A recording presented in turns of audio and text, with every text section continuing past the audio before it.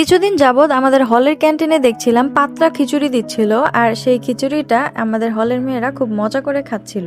তো ভাবলাম আজকে সেই খিচুড়িটাই ট্রাই করা যাক, যে এই খিচুড়ির মধ্যে কি এমন স্পেশালিটি আছে যে তারা এত মজা করে খায়।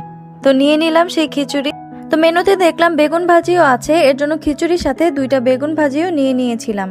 পাতলা খিচুড়ি খাওয়ার জন্য তারা চামচ দেয়, তো প্রথমে চামচ দিয়ে খাওয়ার চেষ্টা করলাম, কিন্তু দেখি যে চামচ দিয়ে খেয়ে আসলে অ্যাকচুয়াল টেস্টটা পাচ্ছিলাম না, কোনো মজা লাগছিল না।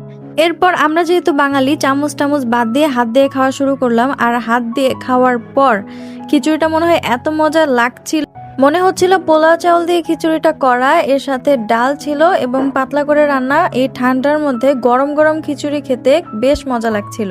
প্রথম প্রথম তো আমার খিচুড়ি চেহারা দেখে খাওয়ার কোনো ইচ্ছা হতো না, কিন্তু কয়েকদিন নোটিস করার পর দেখলাম অনেকেই খাচ্ছে, তো ভাবলাম আমিও ট্রাই করি। তো আজকে ট্রাই করলাম।